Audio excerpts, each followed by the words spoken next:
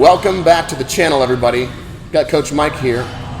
We have some special stuff today. So usually when we do a video, it's like something that has been working for me on the mask, and I throw it at Coach Mike and he has an idea. But we're in luck today because we've got some things coming directly from the general here. So Coach Mike, you want to lead us in? What are we doing? So today we're going to speak about the concept position over submission, right? Which is a pretty good rule of thumb generally, okay? But if we fall too far down that rabbit hole, we could be shortchanging ourselves scenarios, right? And I think like us and probably our audience generally always understands the outliers to situations. So like this might not come as like an incredibly revolutionary thing. Our concept of perhaps maybe going submission over position for certain scenarios and situations. So I'd like to take a look at that. Okay.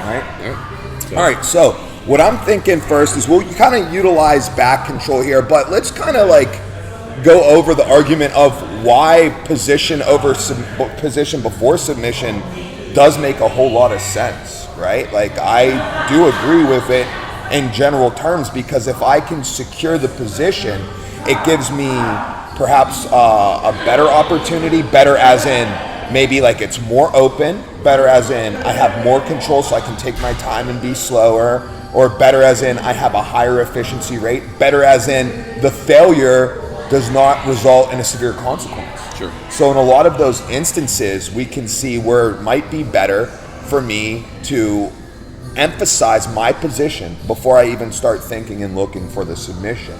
I think a good example of that would be like an arm lock from mount. Like if I'm gonna drop for a straight arm lock from mount, right? And like, you know, if you drop for a straight arm lock from mount, I suppose failure would most likely result in you losing your mount. Sure. You know, I think that's pretty fair. But if you secure your mount, you can go and attack your arm lock slower, more methodically. Like I can get there, now I have the advantage of control. With that advantage of control, I can then look to isolate the limb, right? And once I isolate the limb, now I'm taking less of a risk when I drop down. You know, now I elevate the shoulder. Now I create my angle, then I drop down, which really speaks to position over submission, because in that aspect, when I am in that position, if I go to isolate that arm and I fail to do so, you react in a proper way, you counter in a proper way while I'm still in mount. Right. Let's try it again, right? You know what I mean? Whereas if I'm just gonna swing for that arm lock, right, that's my one and only shot, right? I would say that's not the case for certain things though, right? Like for the one that we're gonna use, for example, back control, right? Perhaps I'm in like maybe like a crab ride-ish position, or maybe I even have one hook in and I would much prefer to have two and or a body triangle, okay? But I'm here in this position and Jared is just not allowing that low hook to go in. Maybe this is more of like a competition basis where this low hook would result in me scoring a decent amount of points, right? Which would be a reason why he would care so much about it. So what I can do here and what we see is the threat of the submission. When I start threatening the submission here, let's take a look at what happens with Jared's arms, right? When he did have his elbows down and in, you know, now it brings his hands up and maybe there's an opportunity for me to slide my hook in, all right? Now I have the position. With the position, I can continue to change over and attack towards my submission, all right? So where I may not have, like in this position right here, here goes a concern I have. I think Jared is most likely to escape this position because my choking hand is on the left side or my strangle arm is on the left side and I have no left side hook, meaning that if Jared drops to the left side, I lose a lot of connection with him and likely lose that position. So we understand that, man, this hook would be money. I would love this hook, but you understand that, so you're really blocking that off. I start attacking that submission, it brings the hands up, maybe not enough to get this one in, but now I start attacking this side, boom. And now I can get those hooks in, and now we have control over both of the hips, which will allow us, again, that advantage of now position over submission, of having the control, being able to attack at like more opportune times, you know, and take our time and be more methodical with it. Right. So I just think that's like a good example of how you can use submission to get your position. And then like, you know, the tried and true reason to go submission over position is need a Hail Mary, man. Time's running out. You know, like this bell's gonna ring, and I'm trying to win, and I'm not winning. So yeah, let's throw shit at the wall and see what sticks. Yeah, absolutely. Yeah. So as you're talking, I'm thinking about a concept that I call strategic pressure, where like I need to do something to interrupt what you want to do. Yes. Right? It doesn't matter what.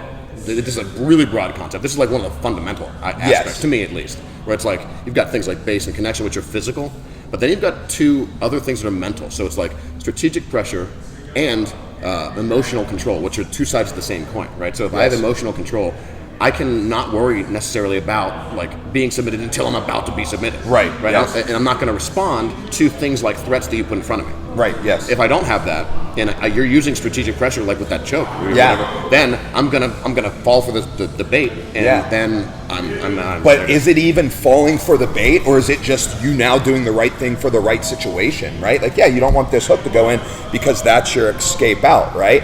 But then the choke's going on. Well, that's going to finish you.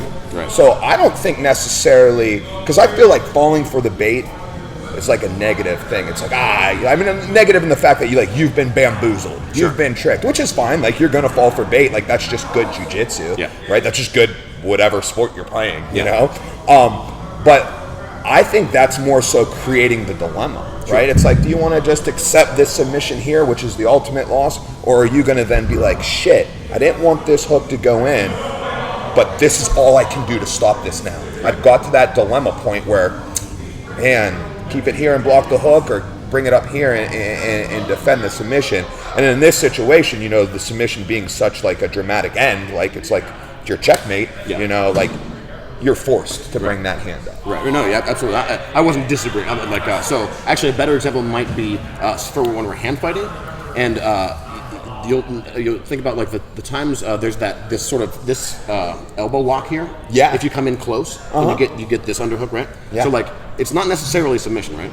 But it does force you to do something. Yeah. Or else it will break your arm. Yeah. And like that's the thing. That's a great point on that, right? Like because like it's the threat of it possibly being a submission, but it's a submission that honestly should like never happen. Right. Like just like stop. Right. You know what I mean? Like, if you get hurt there, that was because of you. Yeah. That was you being like, oh yeah, like I don't respect what's happening here.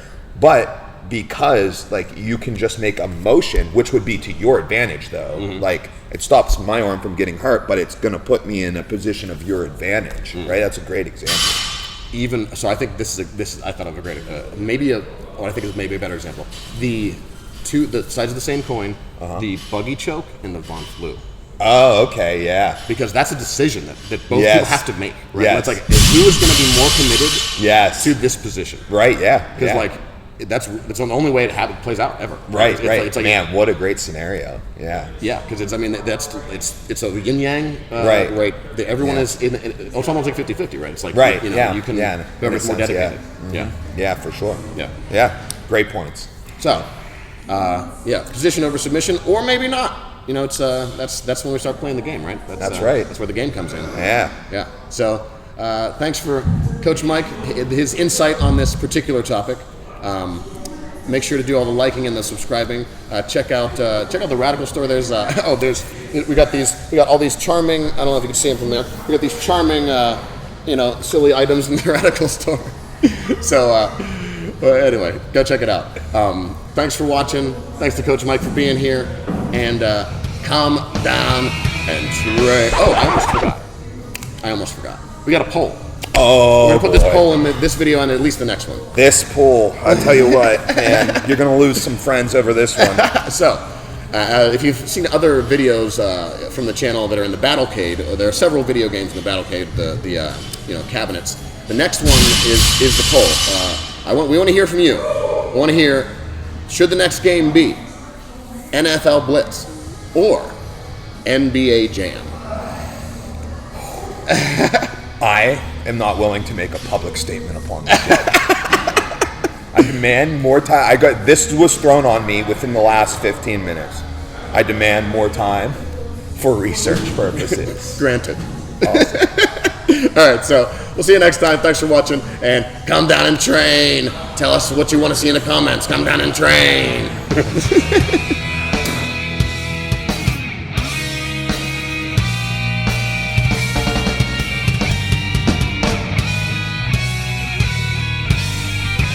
How's the looking crazy thing? Shake it out, man. You know you do. Yeah, There it right. is. Now you're ready. All right. You're on point. You got to pull it out and shake it out. It gives that naturalness to like the fucking ferocity. Yeah. I mean, you notice I've been putting at the end of the videos, like, if they're about good shit. Yeah. Like I like the fucking it. fist bump thing. Yeah. All right. Here we go.